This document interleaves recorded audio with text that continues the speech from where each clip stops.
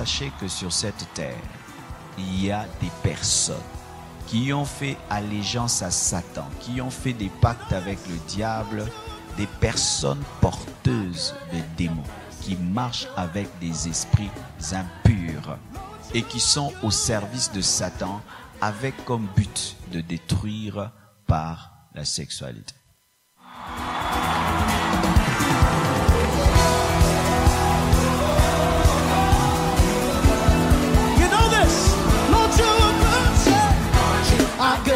Your mercy enduring forever. Lord, you are good, yeah. Lord, you are good, and your mercy enduring forever.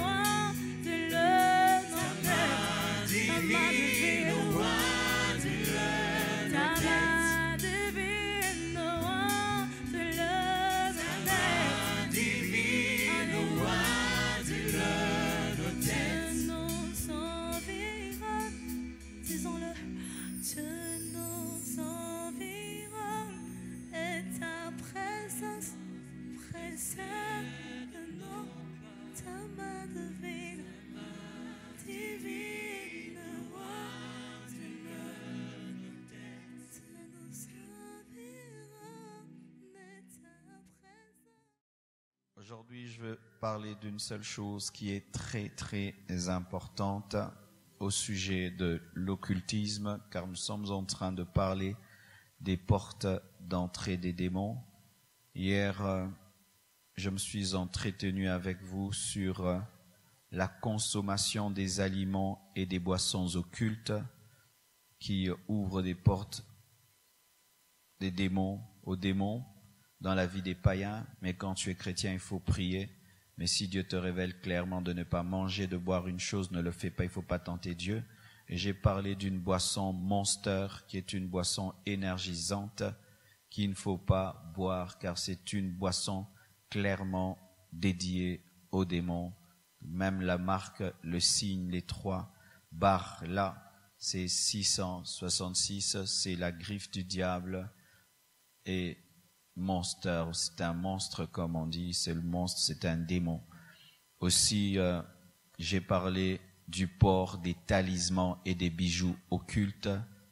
Débarrassez-vous des talismans, des bijoux occultes. Et si tu es chrétien, Dieu te dit de ne pas porter des bijoux, ne les porte pas et ne portez pas les crucifixes. Qu'est-ce qu'un crucifix?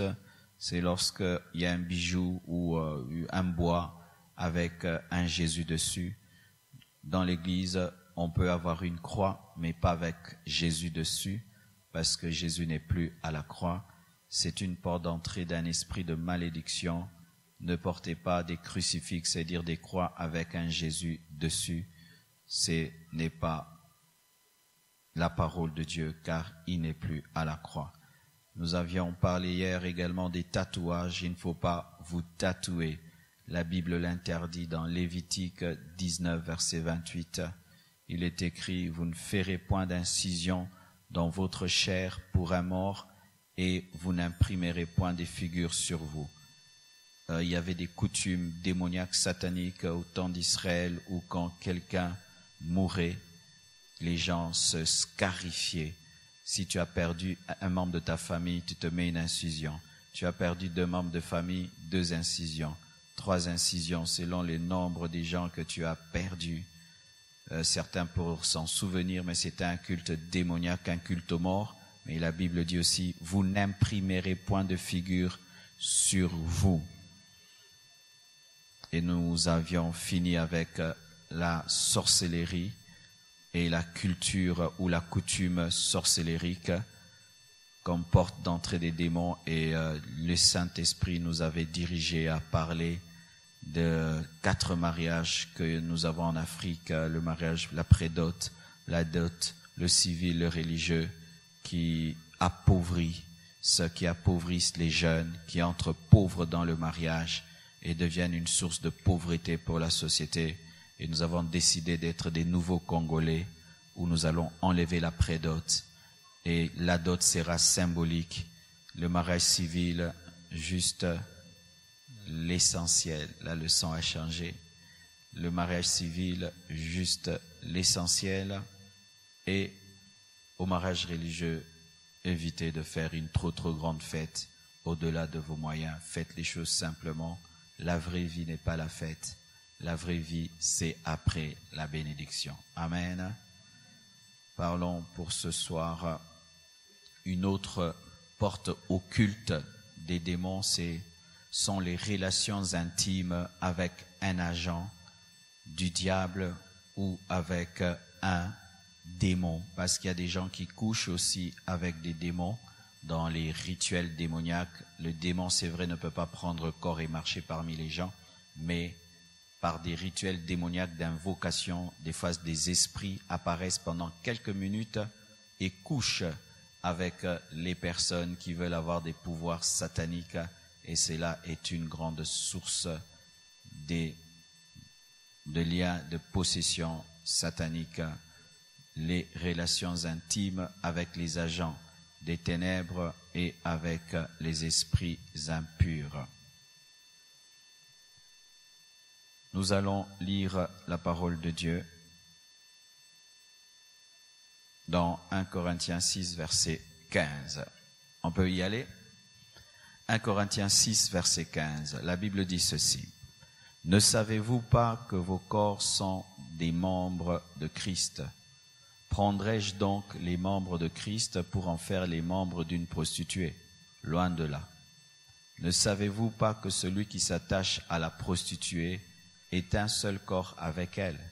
Car est-il dit, les deux deviendront une seule chair, une même personne. Mais celui qui s'attache au Seigneur est avec lui un seul esprit. Fuyez l'impudicité. Quelque autre péché qu'un homme commette, ce péché est hors du corps. Mais celui qui se livre à l'impudicité pêche contre son propre corps. » Vraiment, c'est tellement profond ce passage. Je vais parler en classifiant. Je parle d'abord du cas des célibataires. Des célibataires. Un célibataire peut ouvrir la porte au démon dans sa vie par les relations intimes, par l'impudicité. Lorsque tu as des relations intimes avant le mariage, la Bible appelle ça impudicité ou fornication. Car il n'est pas prévu dans la parole et dans le plan de Dieu qu'un célibataire ait des relations intimes, même que les fiancés aient des relations intimes. C'est pourquoi Joseph n'avait pas connu Marie. Amen.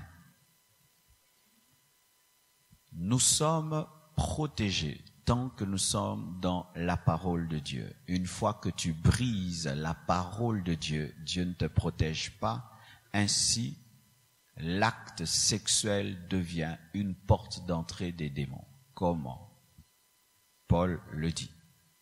Il dit que celui qui s'attache à la prostituée, s'unit à la prostituée, devient avec elle un seul corps, donc une même personne. Alors si cette personne, dans son corps, a des démons, Lorsque tu deviens un seul corps avec cette personne, il y a transfert des démons. C'est pourquoi il y a des sorcières spécialisées en impudicité. Il y a des magiciens spécialisés en impudicité. Il y a des agents de ténèbres qui, eux, n'opèrent que dans le domaine sexuel. Il ne va pas venir te mettre de la poudre, te mettre un fétiche, non. Il va te courtiser, te séduire et coucher avec toi. Parce que il connaît le principe que lorsque deux personnes s'unissent sexuellement, elles deviennent une seule chair, deviennent un seul corps. L'homme est tripartite. Il a le corps, l'âme et l'esprit. Et il y a des démons dans le corps. Il y a des gens qui ont des démons dans leur corps. Et quand tu t'unis à lui, les démons sont transférés. S'il a 50 démons, il peut te donner 25, il garde 25, ou il peut te donner la totalité des démons qu'il a. Chers célibataires, vous qui vous amusez avec votre sexualité, vous êtes en train de vous amuser avec vos vies.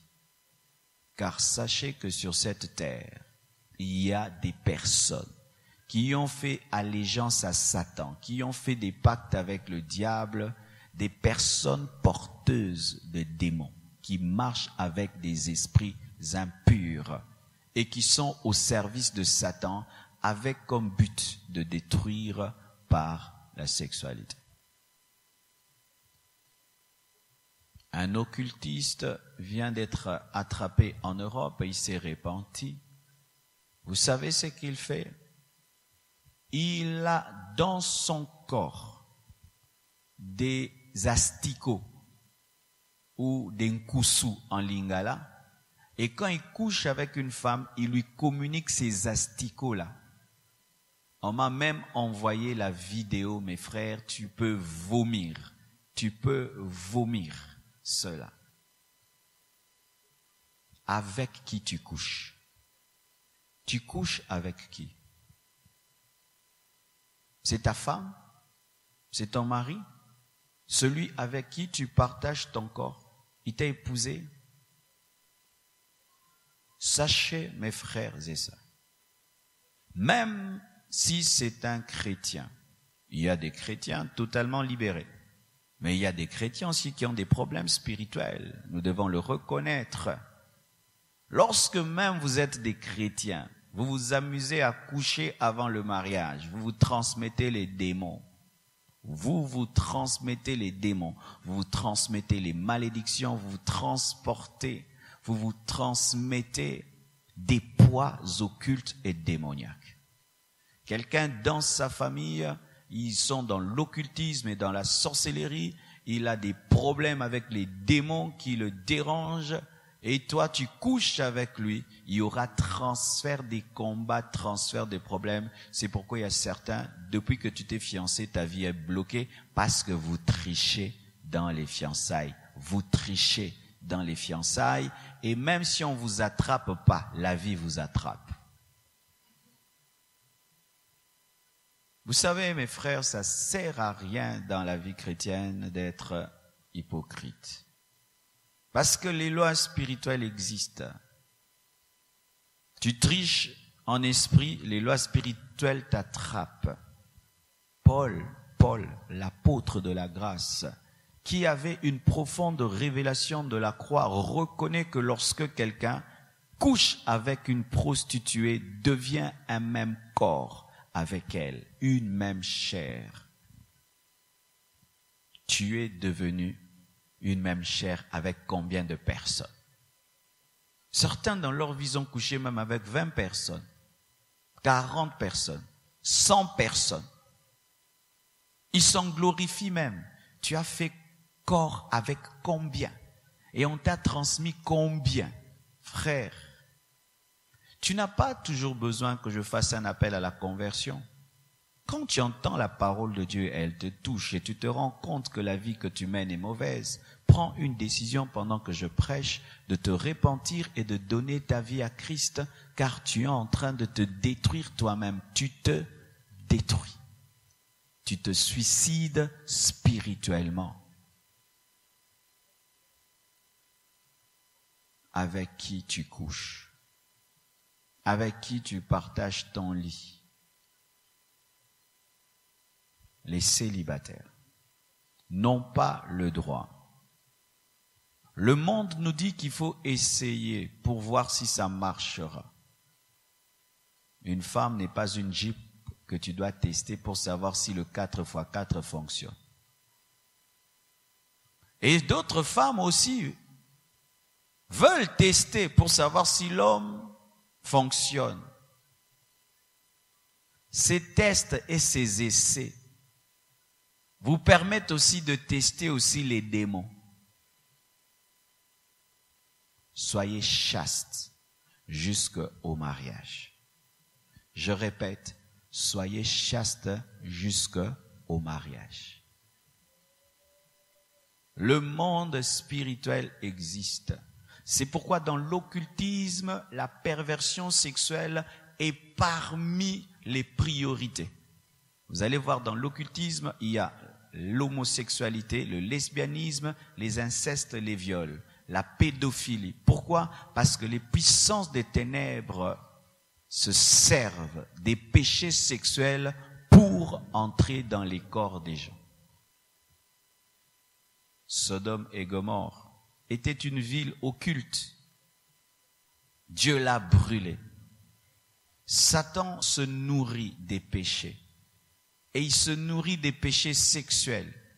Les démons aiment cela. Lorsque tu es un jeune homme impudique, une fille impudique, tu es à la merci des puissances des ténèbres au travers de tes partenaires. Rompez toute relation d'impudicité ce soir. Ce soir.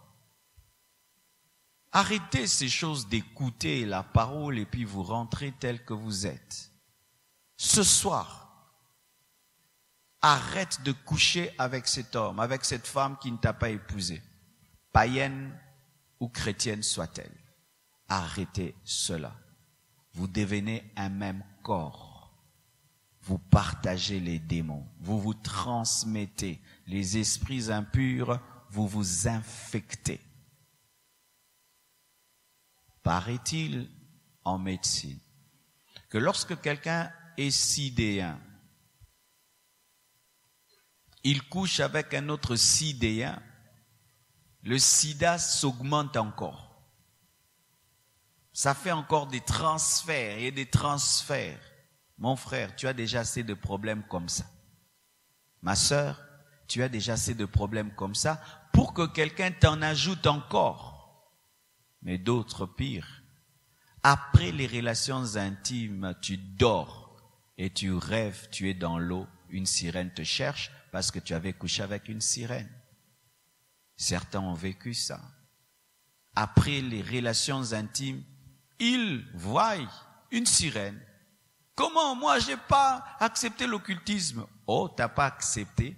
Quand tu as couché avec cette fille qui avait un esprit de sirène, tu l'as accepté. Non, j'ai pas fait un pacte de sang, mais ta sémence, c'est le sang. La sémence de l'homme, c'est son sang. C'est ton sang. Tu as donné ton sang. Par la sexualité, les gens font des pactes de sang. Les gens pensent que le pacte de sang, c'est seulement se couper. Et puis non, mais ta sémence, c'est ton sang. Et quand tu donnes ta sémence à une sorcière, quand tu donnes ta sémence à une magicienne, tu as fait un pacte de sang. C'est pourquoi certains, malgré qu'ils se marient, ils continuent à être liés à des personnes avec lesquelles ils ont eu des relations intimes parce que ces personnes étaient dans l'occultisme. Si ça vous arrive, cherchez les serviteurs de Dieu qui ont prié pour vous, car Jésus-Christ est venu détruire toutes les œuvres du diable.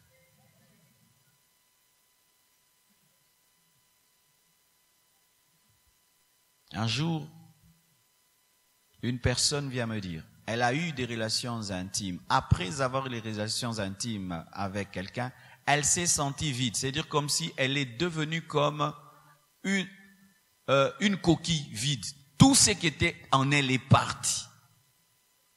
C'était le moyen utilisé par l'occultiste pour vider sa personne. Certains serviteurs de Dieu n'arrivent plus à sortir de la vie de débauche et d'impudicité parce qu'ils ont connu des sorcières. Cette sorcière t'a communiqué un esprit d'impudicité, d'adultère, et tu dois avoir l'humilité d'aller le confesser que tu es tombé dans l'impudicité, dans l'adultère, qu'on prie pour toi.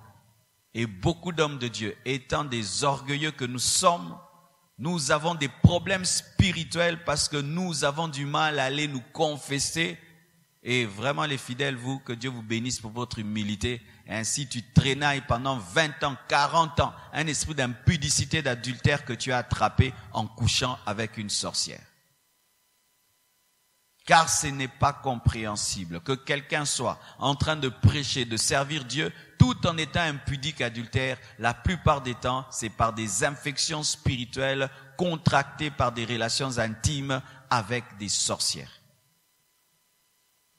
Lorsque Satan veut détruire ton ministère, il peut t'envoyer une fausse fiancée qui se battra à te faire tomber et à te communiquer un démon. Qui est ton fiancé? Qui est ta fiancée? Tu as bien prié. Tu as bien prié pour cette personne que tu dis je vais épouser. Tu as bien prié.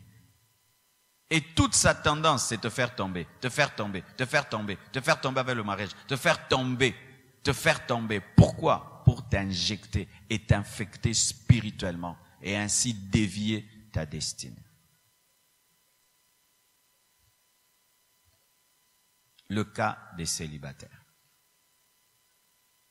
Parlons à présent du cas des chrétiens qui épousent des païens.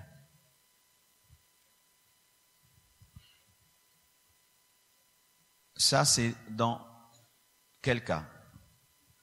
Tu es chrétien et Dieu te dit de ne pas épouser la païenne ou le païen. Mais toi, au nom de l'amour, au nom d'une foi excessive, je vais le changer, je vais la changer. Tu entres dans un tel mariage, voici les choses qui vont t'arriver. Les chrétiens n'épousent pas les païens. Car il n'y a point de relation entre les ténèbres et la lumière, entre Christ et Bélial. Et Dieu ne peut te donner une pierre quand tu demandes du pain. Il ne peut te donner un serpent quand tu demandes un poisson. Dieu ne donne pas à ses enfants des païens comme mari, comme femme. Quelle que soit la révélation que tu peux me donner. Oh, Dieu m'a envoyé en mission dans sa vie. Non, Jésus est en mission dans sa vie. Cela lui suffit. Tu n'es pas là pour compléter l'œuvre de Golgotha en étant en mission dans sa vie. Jésus est déjà mort à sa place. Toi, tu ne dois pas mourir à sa place. Arrêtez d'avoir des fardeaux non bibliques et des missions non spirituelles. Oh, je suis en mission dans sa vie pour le sauver. Qui te dit que tu le sauveras? Il y a des gens que Dieu n'a pas pu sauver. Parce que pour être sauvé, il faut la volonté de l'homme et la collaboration de l'homme. Cette personne peut refuser jusqu'à la fin de sa vie de se convertir et elle te fait vivre l'enfer sur terre. En Israël, Dieu avait interdit aux Juifs d'épouser les nations païennes. Pourquoi?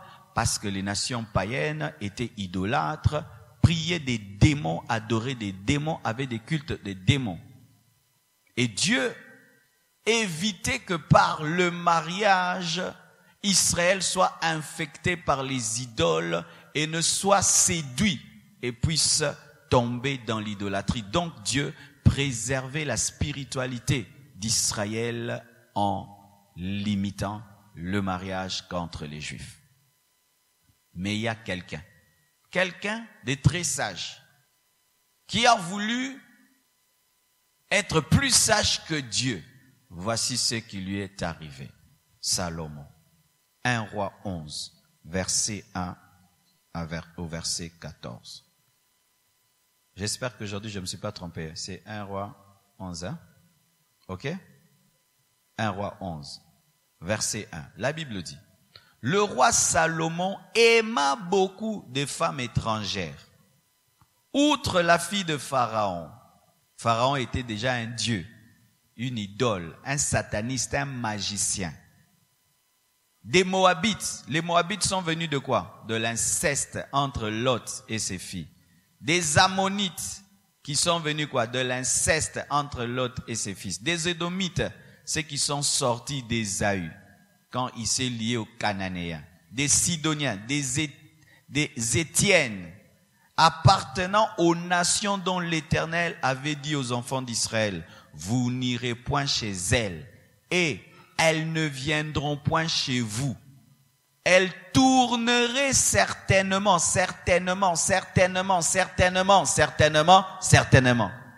On ne dit pas peut-être, certainement. Vos cœurs du côté de leur Dieu. Ce fut à ces nations que s'attacha Salomon, entraîné par l'amour. Entraîné par l'amour. Il faut être entraîné par le Saint-Esprit. Entraîné dans les liens forts. Ce qui n'a Koufa, Kendelola. Entraîné par l'amour. Ça, c'est la passion. Parce que l'amour véritable réfléchit. Quand l'amour ne réfléchit plus, ce n'est pas l'amour, c'est la passion. Un amour qui détruit ton cerveau, c'est pas l'amour, c'est la passion. C'est un coup de foudre. On ne se marie pas par coup de foudre. Le coup de foudre vient bas et il part bout. Amen, hein? Entraîné par l'amour. Il eut 700 princesses. 700. Donc une femme par jour. Pendant toute l'année, 365 femmes. Et puis 2 ans. Donc l'autre, il va la retrouver l'année. Il te pose ma question. Toi, tu sais qui? Non, je suis ta 700e femme. Il eut 700 princesses pour femmes. Des femmes qu'il a épousées. 300 concubines. 1000. Acclamons Salomon. Il a battu les records mondiaux jamais battus et inégalés jusqu'aujourd'hui. Quelle sagesse! Où était partie sa sagesse? C'est pourquoi même si tu es très spirituel, si on te dit frère, pourquoi toi tu es en train de jouer comme ça avec les sœurs? Oh pasteur, comment vous êtes en train de me soupçonner? Hein? Toi tu n'es pas Salomon? Les gens soupçonnent les gens. Non, moi dans cette église, je n'aime pas les frères qui jouent avec les sœurs. Oh ma sœur, oh mon frère, pas ici. Ici nous sommes des coincés. Nous sommes des coincés. Église des coincés. Nous ici, c'est pas après le culte. Oh ma sœur, alléluia, shalom. Non, pas ça ici. On n'est pas à Bruxelles, on n'est pas à Paris. On est au Congo. Nous sommes des Bantous. Pas ici. Ah ma sœur, comment tu vas? Non. Bonjour ma sœur. Bonsoir. Salut. Alléluia.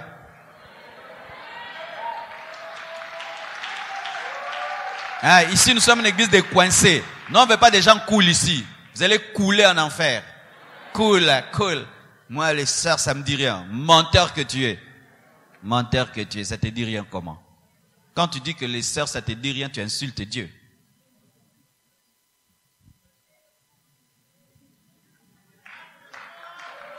Donne-moi l'amen. Ça, c'est quelle couleur là-bas? Verte. Là, c'est quelle couleur? Là, c'est quelle couleur? Tu as vu? Malgré que tu es chrétien, tu as vu que c'est verte. Et quand tu vois une belle femme, tu vois aussi? Ouais. J'ai cru que parce que vous êtes des chrétiens, vous voyez rouge, ça devient bleu. Non, vous voyez vert, hein? Donc tu vois aussi. Alors arrête de nous mentir. Des frères, eux, spécialisés, c'est seulement encadrer les sœurs. Oh, tu es impudique. Toi, ton fardeau, c'est seulement les femmes. Toi, tu n'encadres que les sœurs. Et les sœurs très jolies. Impudique d'encadreur. Tu es un impudique d'encadreur. Si on t'envoie une sœur normale, tu pries un peu puis tu la laisses. Mais une sœur jolie, tu reviens encore, j'ai pas fini. Impudique. Tu as l'esprit d'impudicité. C'est l'esprit d'impudicité. Na banda na seti place naza na yebi maramonazo loba.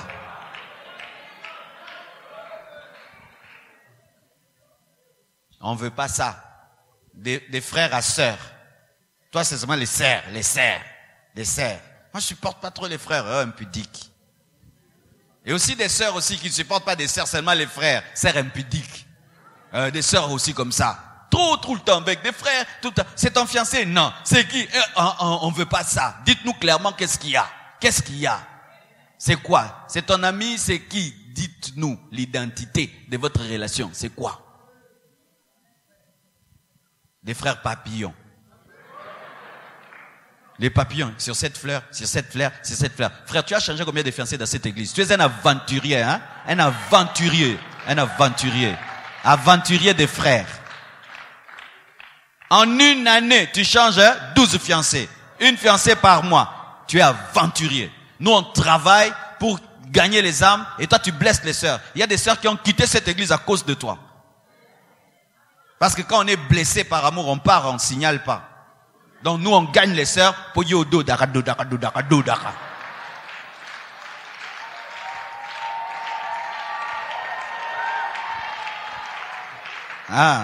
Continue à jouer avec le feu, tu seras brûlé un jour. Continue à jouer. Tu vois, Samson jouait jusqu'à ce qu'il a rencontré Delilah. Joue, continue à jouer. Delilah viendra, il va te cocola. Il va te couper les cheveux. Il va te crever les yeux. Arozwa zeminao, aobotelo mapasa mi balé. Ato wangani bilongi no kaneko bima. Je sais ce que je dis. Arrêtez de jouer avec le sexe opposé. Amen, hein? Arrêtez. Ne soyez pas plus spirituel que la Bible. Plus spirituel que vos encadreurs. Il y a des frères plus spirituels que le pasteur. Oh, pasteur, tu comprends pas. Je maîtrise. Viens m'imposer les mains parce que toi, tu as trop d'onction. Moi, dans cette église, je suis avec toutes les sœurs. Bonjour ma sœur, bonjour ma sœur, bonjour maman, bonsoir maman. Point barre. J'ai fait des jeux avec personne dans cette église. Aucune sœur des jeux. Avec qui? Personne. Il n'y a pas ça. Jamais. Ma fille, ma sœur, maman. Ma fille, ma sœur, maman. Soyez bénie, maman. Amen. Dieu bénisse. Pasteur, penso la taille ma casse. Maman, bonne maman, boy. Maman blanche kanda le bango, yuti. Yo le baka mate eze makas.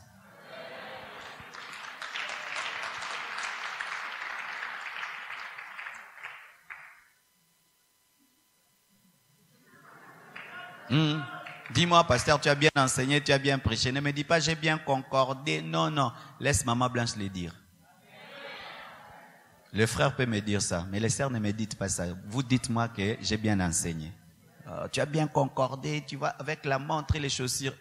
Ma sœur, tu as vu? Non. Même si tu vois Bétango Kara.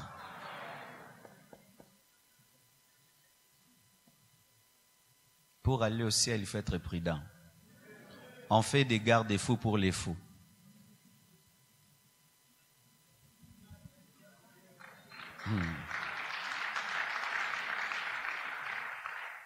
Écoutez maintenant, il eut 700 princesses pour femmes et 300 concubines.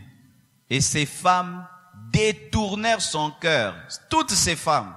Tu t'imagines, tu as la pression de 1000 femmes. Déjà, une femme, c'est pas facile, hein? Gérer 1000. Détournèrent son cœur. À l'époque de la vieillesse de Salomon. Quand il était jeune, il pouvait tenir. Mais quand il a vieilli, ces femmes inclinèrent son cœur vers d'autres dieux. On appelle ça les péchés de la vieillesse. Et son cœur ne fut point tout entier à l'Éternel. Salomon fut partagé. Tout entier à l'Éternel son Dieu. Comme l'avait été le cœur de David son père. Il était moins que son père alors que la relève est supérieure à la première génération. C'est une relève ratée à cause des femmes. Salomon alla, oh là c'est grave. Il fallait qu'on l'écrive pour qu'on le croie. Parce que si on ne l'écrit pas, tu ne peux pas croire. Vous savez, quand vous lisez les Proverbes et l'Ecclésiaste, et vous ne lisez pas là, vous penserez que Salomon était trop spirituel. Mais quand tu lis cette histoire, tu te rends compte vraiment que c'était une catastrophe. Salomon alla après Astarté, qui était une déesse, divinité des Sidoniens, et après Milcom, l'abomination des Ammonites, il est allé adorer des démons. Salomon, à la fin de sa vie, était devenu occultiste. C'est ce que la Bible dit. Il est allé adorer les démons. Pourquoi? Les femmes. Et Salomon fit ce qui est mal aux yeux de l'Éternel. Et il ne suivit point pleinement l'Éternel. Il a été divisé. Comme David son père, alors Salomon bâtit sur la montagne qui est en face de Jérusalem un haut lieu pour Kémoth. Il a construit un autel, un temple pour un démon. Il a construit une église pour Satan. Lui qui avait construit le temple de Dieu. Dans sa vieillesse, il a construit un temple pour Satan. C'est pourquoi moi, j'aime observer la fin de la vie d'un homme. C'est ce qui révèle s'il était constant. Comment tu as commencé, gloire à Dieu. Mais comment tu as fini, ça c'est véritablement toi. Décoller c'est bien, mais se maintenir c'est mieux.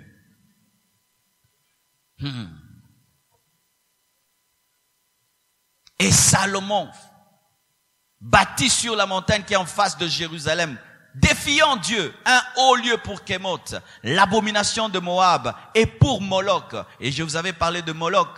Moloch, c'était un démon qui réclamait aux parents de lui offrir les enfants, de les brûler vivants. Salomon a construit un temple, un autel pour un démon qui réclame le sacrifice humain. Salomon. Moloch, l'abomination des fils d'Ammon. Et il fit ainsi pour toutes ces femmes étrangères. Donc il a construit combien? 1000. Chacune d'elles devait avoir son temple et il avait 1000 femmes étrangères. Avec quel argent? L'argent que Dieu lui avait donné, il a utilisé ça pour Satan. C'est comme vous pouvez comprendre la colère de Dieu contre lui. Je sens même la colère en lisant ça. Car il y a des Salomon d'aujourd'hui. Quand il n'était rien, il priait. Il devient riche, il devient occultiste. Quand il était jeune à l'université, il priait. Il devient riche, il entre dans l'occultisme. Comme si c'est l'occultisme qui t'a donné ton poste, c'est l'occultisme qui t'a élevé.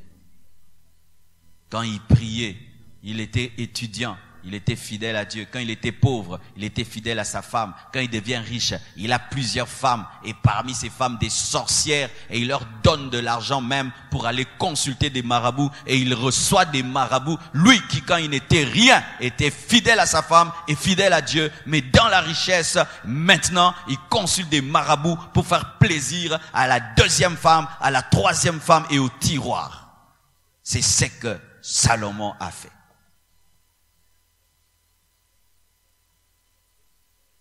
Alors Salomon bâtit sur la montagne qui est en face, et plutôt verset 8. Et il fit ainsi pour toutes ces femmes étrangères qui offraient des parfums et des sacrifices à leur Dieu.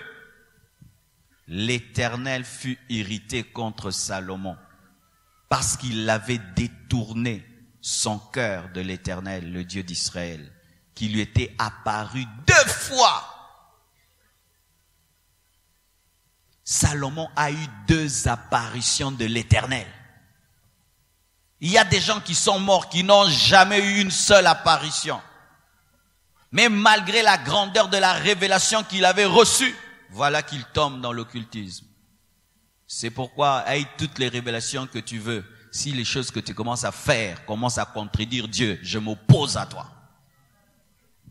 Je ne sais faire que tu me dises que Dieu t'a parlé. Tu étais ceci dans mon enfance, dans ma jeunesse. Non, maintenant tu enseignes quoi? Maintenant tu prêches quoi? Maintenant tu vis comment? Maintenant. 2 révélations de Dieu, 2 apparitions de l'Éternel. Mais malgré ça, voilà ce qu'il fait dans sa vieillesse. À cause des femmes, à cause des relations intimes. Il lui avait, à cet égard, Dieu lui avait défendu d'aller après d'autres dieux. Mais Salomon n'observa point les ordres de l'Éternel.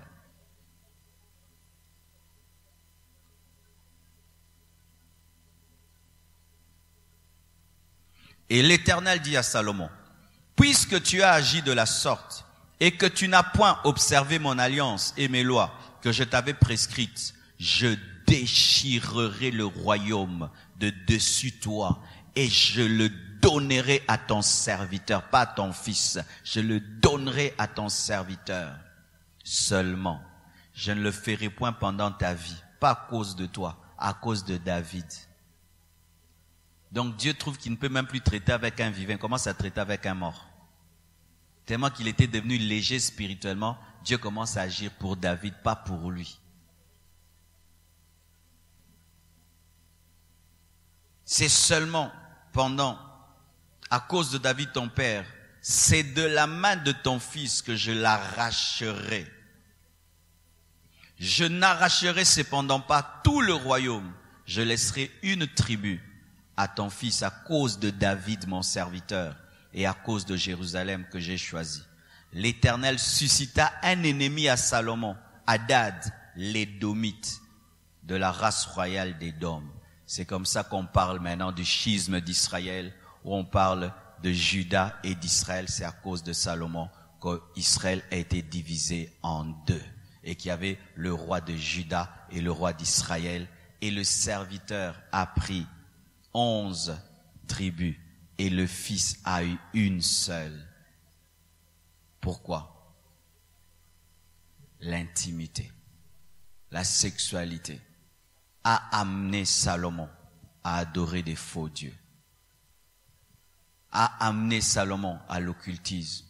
S'il n'avait pas épousé des femmes étrangères, jamais il ne serait tombé dans l'occultisme. Mes frères, aujourd'hui les chrétiens, vous êtes devenus spécialistes. Vous dribblez même le département des couples. Vous savez qu'aujourd'hui, les gens sont devenus ingénieux même dans le péché à un niveau. Vous voulez faire le test de grossesse d'une sœur. Elle vient avec les urines d'un homme. Quand elle va dans les toilettes, elle utilise les urines d'un homme et puis le test est négatif. Parce que l'homme ne peut pas avoir de grossesse.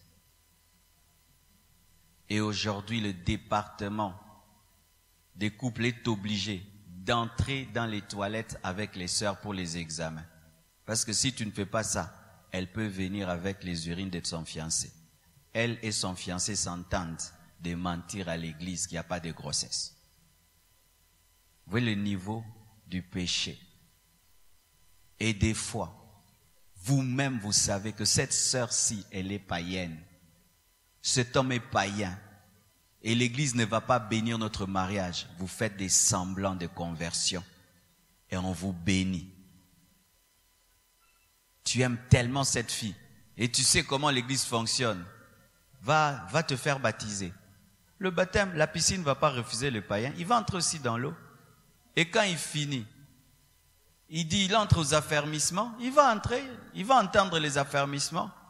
Et après, il va à l'école des membres, il va écouter. Et puis après, la formation avec les départements de couple, vous vous mariez. Mais toi-même, quand tu vis avec lui, tu sais que c'est un fiancé païen. Dans de tels mariages, Dieu ne protège pas. Vous entendez? Dieu ne protège pas les chrétiens qui savaient que là c'est un païen, une païenne, et tu tentes Dieu, et tu te maries malgré ça. Dieu ne te protégera pas parce que tu l'as tenté. Et si c'est un occultiste, quand tu coucheras avec lui, il détruira ta vie. Il détruira ta vie.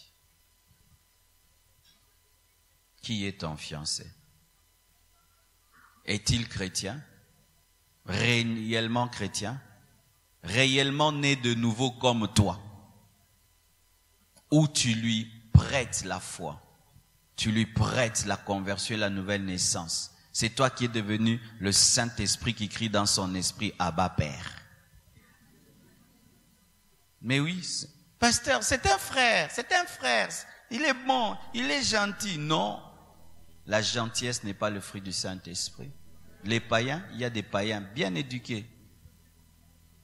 Mais c'est aussi le problème des fois. Les sœurs commencent à épouser des païens à cause des frères. Paresseux, vous ne travaillez pas. Elle va vous épouser comment? Vous n'avez pas de courage. Que les sœurs vous draguent.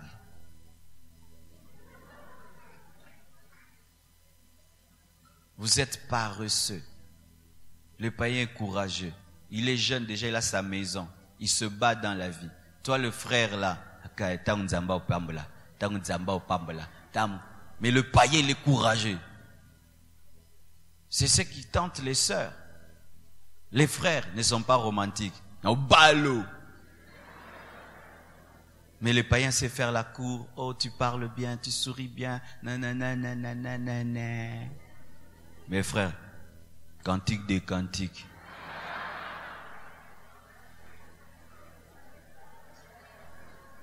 C'est vous qui poussez les sœurs vers les frères, les païens. Pas de romantisme, pas de travail, pas de vision, pas de courage. On te dit non, une fois tu laisses tomber. Mais le païen, même 50 fois, il viendra. Tu vois qu'il est ma moto. Allez, il y a un danger. Ah, il y a un fort à boire qu'il a ma moto. N'a-ce que tu as besoin d'un peu de salité à Ozong. Mais yo, ici lui. Frère, épousez les sœurs pour qu'elles n'aillent pas épouser des païens. Ne tentez pas les sœurs à épouser des païens. Et les sœurs, des fois vous poussez aussi les frères à épouser des païennes. Pourquoi? Quand vous priez, vous devenez gouga gouga comme des hommes. Mais c'est ça aussi. Les frères ont peur d'épouser une sœur spirituelle parce que spirituelle. Frère, biloya, viens. Ça me pompe la biloro. Amen. En tout cas, toujours natiti dans le sang. Tu vois, le frère, il va épouser une païenne qui, elle sait être séduisante, elle sait attirer son mari. Mais si la sœur, on dit, ma sœur, fais comme ça. Frère, biloro va païen bouiller. Biloro ni non.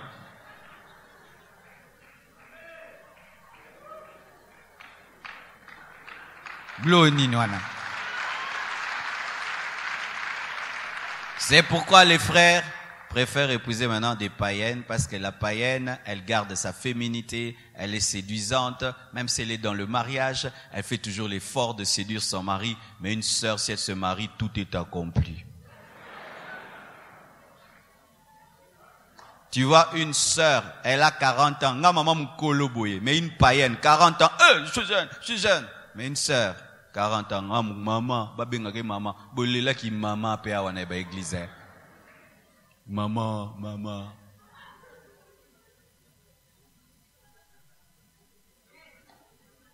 Vous avez divorcé avec le parfum, avec la poudre. Au nom de la croix de Jésus.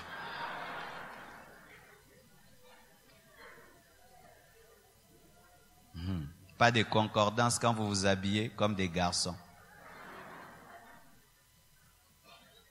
Est-ce que l'on est là, ma sœur? Elika, alpha, béton.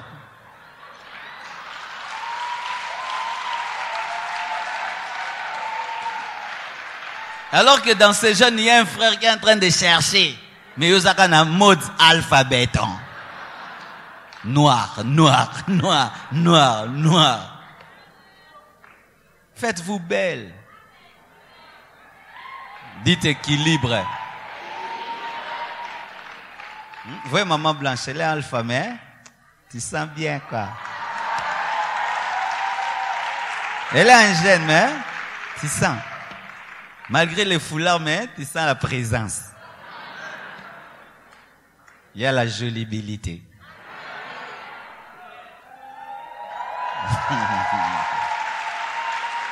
Amen, hein? Oui. Moi, le matin, quand je me réveille, je brosse mes dents, je me parfume. Le matin, à 5 heures, je me parfume. Les enfants, papa, pourquoi tu parfumes? Mais pour avoir l'impact. Tu vas où nulle part, c'est l'impact, l'impact. Tu vois celui qui te dit présence, il fait ça aussi. Vous pensez j'ai pris seulement? Non. Je charme aussi ma femme, je la séduis tous les jours. Sion, arrête de filmer Maman Blanche. C'est quoi ça?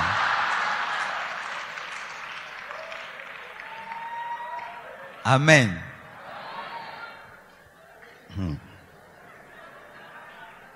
Parce qu'une fois, j'entends un frère, il dit, pasteur, je veux me marier, mais les femmes que je cherche ne viennent pas à l'église. Comment ça? Elles sont seulement dans le monde. Les genres de femmes que je cherche, frère, pasteur, sont dans le monde. Et il y a aussi des sœurs qui disent, pasteur, les genres d'hommes que je cherche, ils ne viennent pas à l'église, ils sont dans le monde. C'est souvent à cause d'un déséquilibre dans l'église que les gens vont ailleurs. Pourquoi Salomon est allé chercher les femmes étrangères? Il se peut que les femmes israélites n'étaient pas aussi séduisantes, n'étaient pas aussi féminines que les femmes étrangères. C'est ça le problème des fois. Une chrétienne, une fois qu'on l'a épousée, elle ne fait plus d'efforts. Elle ne fait plus d'efforts. Surtout si elle sait que tu crains Dieu. Et que tu as peur d'aller en enfer. Et elle sait aussi que si tu divorces, le pasteur Marcelo va te suspendre. Oh, mais manga va suspendre. Papa, okende li fait l'eau. Au nom de l'enfer, les hommes sont seulement là. Papa, li fait l'eau. Mais la païenne sait que si elle ne fait pas d'effort, le mari va là ailleurs. Il va épouser une autre, il va prendre quelqu'un. Alors elle doit faire l'effort. Mais les sœurs, t'iras où? Hein, papa? C'est pourquoi les femmes prient beaucoup que leur mari soit très spirituel. Tu penses que c'est pour Jésus? Non, c'est pour elle-même. Pour que si maintenant elle devient sale, tu veux l'abandonner, le Saint-Esprit te dit, mon fils, contente-toi de ta femme sale. Contente-toi de ta femme sale.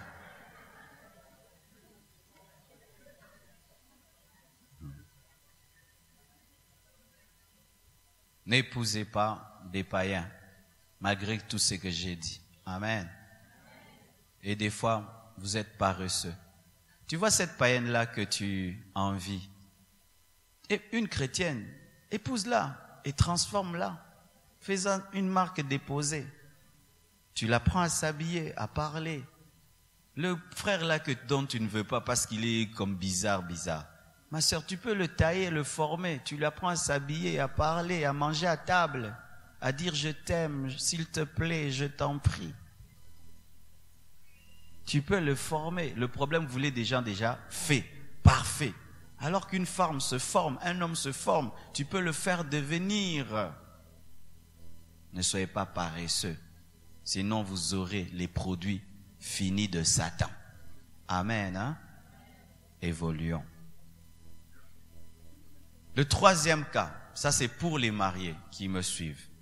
Il y a d'autres cas où deux païens se sont mariés. Païens. Mais il arrive que l'évangile les rencontre et l'un d'eux se convertit, mais l'autre demeure un païen. Que faire? Que faire lorsque vous deux, vous étiez dans l'occultisme et tu te répands, mais ton mari continue dans l'occultisme ou ta femme? Que faire? Vous vous êtes mariés sans Dieu et l'évangile vous trouve et tu te convertis. Ton mari ou ta femme demeure païen et un jour il entre dans l'occultisme. Que dois-tu faire? Dois-tu divorcer? Dois-tu refuser de coucher avec lui de peur qu'il t'infecte? Que peux-tu faire? Si encore, vous deux vous êtes des chrétiens, vous vous êtes mariés chrétiens, mais sur le chemin, ton mari abandonne ou ta femme et ton mari entre dans l'occultisme, dois-tu divorcer ou refuser de lui donner ton corps? Une question très importante. Vous avez compris la problématique? Premièrement, deux païens qui se répandent, qui se marient, l'un se convertit, l'autre pas. Deux chrétiens qui se marient, les deux en Christ, l'un abandonne, tombe dans l'occultisme, doivent-ils divorcer ou ne plus avoir de relations intimes? Lisons la parole de Dieu. Dans 1 Corinthiens 7, versets 12 à 16, la Bible dit ceci. Aux autres, ce n'est pas le Seigneur, mais c'est moi qui dis. Mais il a l'esprit de Dieu, la sagesse de Dieu. Si un frère, là un chrétien, a une femme non croyante, ça c'est le cas de deux personnes qui étaient des païennes, et l'un se convertit et l'autre pas. L'une se convertit et l'autre pas. A une femme non croyante et qu'elle consente, la païenne consente à habiter avec lui, qu'il ne la répudie point. Et si une femme a un mari non croyant et qu'il consente à habiter avec elle, qu'elle ne repudie point son mari. Car le mari non croyant est sanctifié par la femme et la femme non croyante est sanctifiée par le frère. Autrement, vos enfants seraient impurs tandis que maintenant ils sont saints. Si le non-croyant se sépare, qui se sépare, le frère ou la sœur ne sont pas liés. Dans ce cas-là, Dieu nous a appelés à vivre en paix, car que sais-tu, femme, si tu sauveras ton mari, ou que sais-tu, mari, si tu sauveras ta femme? Que veut dire ceci? Lorsque deux personnes païennes se convertissent, plutôt l'une se marie sans Christ, Dieu ne les en veut pas parce que elle ne connaissait pas Dieu. Alors tu viens à Christ, ta femme refuse ou ton mari refuse. Dieu va te protéger. Amen. Alors si vous avez des relations intimes, lui il est dans l'occultisme et toi tu es chrétien, il ne va pas t'infecter. Tu ne connaissais pas Dieu quand tu t'es marié. Amen. C'est pourquoi la Bible dit, vos enfants seront saints parce qu'ils sont sanctifiés par le chrétien. C'est-à-dire que la sémence divine domine la sémence démoniaque. Amen. Chers parents, il se peut que ton mari est occultiste, maman, ou ta femme est sorcière, mais tu l'as connu dans le monde. Tu ne peux pas divorcer. Et tu ne peux pas lui refuser ton corps, en craignant que non, si je couche avec, elle va m'infecter, elle va me donner des démons. Non, Dieu va te protéger. D'ailleurs, c'est toi qui vas l'influencer. C'est pourquoi la Bible dit, vos enfants seront saints. C'est-à-dire que c'est la sémence du frère qui domine, la sémence de la sœur qui domine. Amen. Mais nous voyons des chrétiens qui tombent dans ce piège. Oh, mon mari est occultiste, je ne veux pas coucher avec lui. Il va aller prendre d'autres femmes, il va te ramener le sida. Dieu va te protéger, il ne te fera rien. D'ailleurs, lorsque quelqu'un est dans l'occultisme et que son conjoint ou sa conjointe est chrétienne et en ordre avec Dieu, souvent les occultistes n'aiment pas avoir des relations intimes avec leur conjoint parce que la puissance de Dieu qui est dans l'autre te paralyse. Amen. Parce que là, Dieu te protège, tu étais un païen. Amen. Hein? Tu t'es converti, Dieu va te protéger. Ne divorce pas parce que l'autre est occultiste, l'autre est sorcier. Ne refuse pas de t'unir à lui sexuellement parce que Dieu te protégera. Mais si le païen qui est occultiste ou pas occultiste, païen, ne supporte pas ta foi, ne supporte pas le feu que tu as, tu détruis ses loges, tu détruis ses prières et ses concentrations, et le païen décide de partir, tu es libre de te remarier. Tu es libre parce qu'il a fui, il n'a pas supporté ta foi. Mais le divorce ne doit pas venir de toi, le divorce doit venir du païen. Si tu es chrétien, c'est toi qui déclenches le divorce, Dieu n'est pas avec toi. Mais si tu subis le divorce, Dieu reste avec toi, tu es libre de te remarier. Vous comprenez? Mais voici des exceptions. Et continuons toujours. Si vous deux, vous êtes des chrétiens, sur le chemin, ton mari est chrétien, mais on lui propose l'occultisme au boulot, et tu vois vraiment que ton mari qui était chrétien devenu occultiste, tu ne vas pas divorcer, tu ne vas pas le fuir, parce que Dieu te protège. Toi, tu es resté en Christ, celui qui a dévié.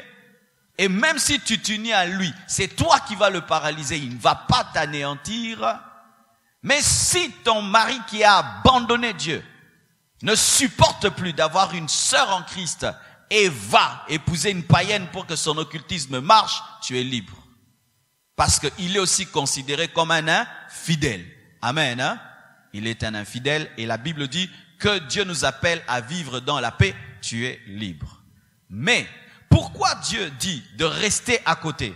Parce qu'il est possible qu'au travers de toi, l'autre qui a dévié revienne et l'autre qui est resté païen se convertisse. Amen.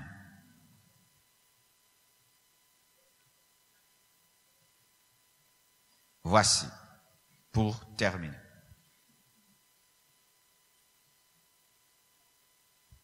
Célibataires, épouser des conjoints qui n'ont pas de démons. Amen. Amen.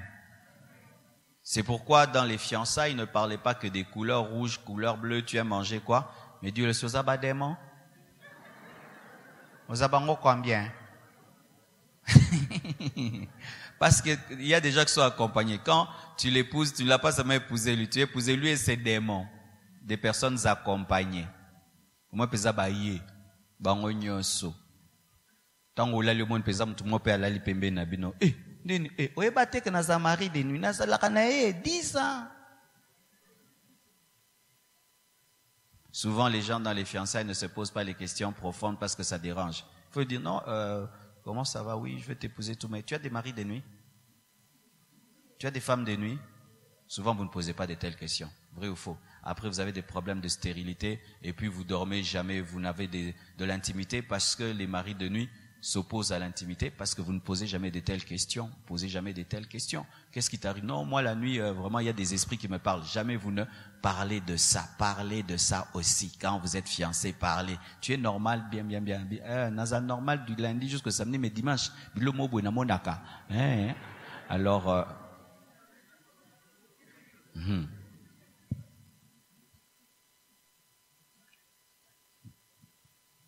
de célibataire. Gardez-vous des relations intimes avant le mariage. Amen. Si vous brûlez, mariez-vous. Évitez les longues fiançailles. Amen. Hein? Les fiançailles de 3 ans, 4 ans, vous tentez Satan. Faites 1 année, maximum 2 ans. Amen. Mais quand ça devient 3 ans, 4 ans, vraiment, vous ne vous aimez pas. Aussi, mariés, soyez fidèles à vos conjoints. Papa, sois fidèle à ta femme. Maman, sois fidèle à ton mari. Quand tu t'abstiens de l'infidélité, tu gardes ton esprit, tu gardes ton âme. Amen. Hein? Soyez fidèles. Mariés, n'ayez pas peur de vous unir à vos conjoints païens, à moins qu'ils soient infectés d'une maladie sexuellement transmissible. Quand même, ça, je dois dire. Aujourd'hui, il y a des chrétiens qui meurent du sida parce que l'Église enseigne mal sur le sida.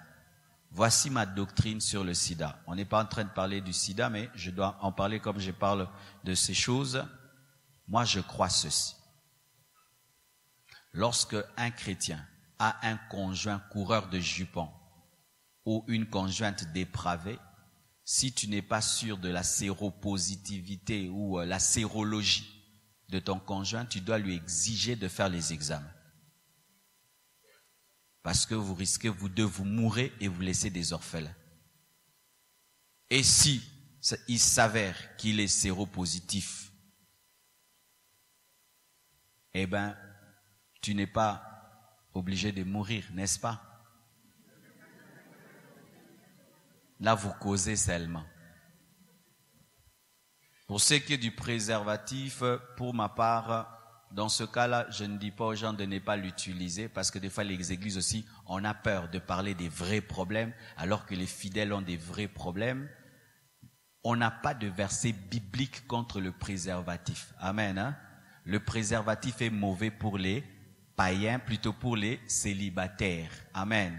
Mais dans le mariage, lorsque vous voulez éviter des grossesses et le sida, si l'autre a le sida, je n'ai pas de verset pour vous interdire ça. Je n'ai pas de verset. Et si j'ai pas de verset, j'ai pas de verset. C'est lui qui a un verset qui me le donne. Le verset que vous donnez souvent, c'est Onan. Onan répandait sa sémence par terre. C'est pourquoi Dieu le frappa. Pourquoi Dieu a frappé Onan? Dieu n'a pas frappé Onan parce que la sémence est tombée par terre. Il a frappé Onan parce que Onan refusait de donner une progéniture à son frère décédé, parce qu'il y avait une culture en Israël que si ton frère est mort et n'a pas laissé de descendance, tu peux épouser sa femme pour lui donner une descendance. Mais si vous dites que c'est parce que la sémence tombait par terre, alors tous ceux qui font le test des spermogrammes pêchent. Vous connaissez le test des spermogrammes? C'est lorsque certains papas ont des problèmes d'avoir des enfants. À l'hôpital, on va te demander de donner ta sémence. Après l'avoir étudiée au laboratoire, on va la ramener dans ton corps ou on va la jeter. C'est les péchés? Ah, bomoni, verset ce que suki maye les a nzambete. Amen. Et quand, surtout les célibataires, n'avez-vous pas des pollutions nocturnes? Les célibataires. Ça t'arrive pas, tu dors le matin, tu te réveilles comme ça, tu as abîmé la culotte. Vrai ou faux? Tu as péché. Oh. Ah oui, mes frères, des fois nous prêchons comme si on prêche à des anges. Parlons aux frères qui dorment et puis se réveillent, il a abîmé. Frère, voici la réponse. Tu veux la réponse? Qui veut la réponse? Tu es concerné, hein? Ok. Voici. Oui, j'ai trop voyagé. Je suis revenu pour faire les pastorales. Donc, Nazana Bino Mikolo. Je récupère tous les temps que je ne vous ai pas prêché. Voici. Avoir une pollution nocturne n'est pas un péché. C'est biologique. C'est Dieu qui a créé ça. Quand il y a un surplein, comme tu es célibataire, accumulation, le corps doit évacuer. C'est pourquoi ça évacue comme ça. Amen. Hein? Ce n'est pas un péché. Mais quand est-ce que ça devient un problème? Je ne dis pas péché. C'est un péché quand tu te masturbes. Là, c'est un péché. Amen. C'est toi qui provoques. Là, c'est les péchés. Tous les masturbataires, vous péchez.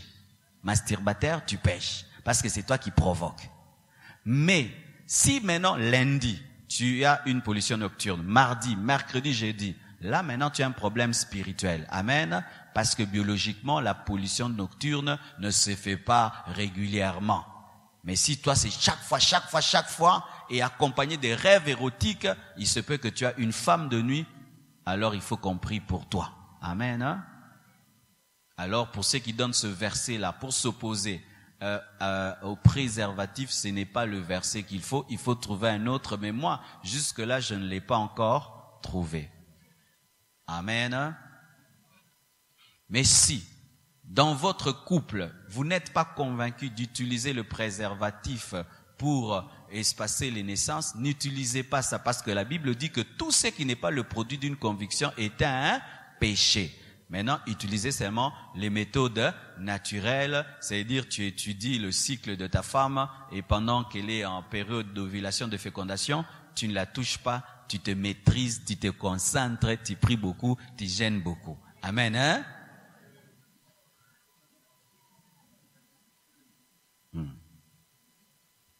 Encore une autre chose. Marié chrétien. Que le divorce ne vienne jamais de vous, même dans le cas où l'autre est dans l'occultisme, que le divorce ne vienne pas de vous, mais que ça vienne du païen ou du chrétien qui a abandonné la foi. Une autre chose, marié,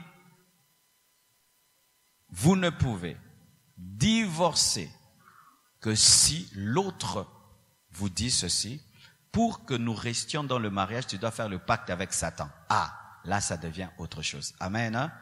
si tu veux, tu restes, tu signes ici avec ton sang, parce que moi je ne peux pas être franc-maçon, toi tu n'es pas franc-maçon. Dans notre loge, on a dit c'est pas possible. Là, pour sauver ta foi et ta vie chrétienne, tu t'en vas. Amen, hein?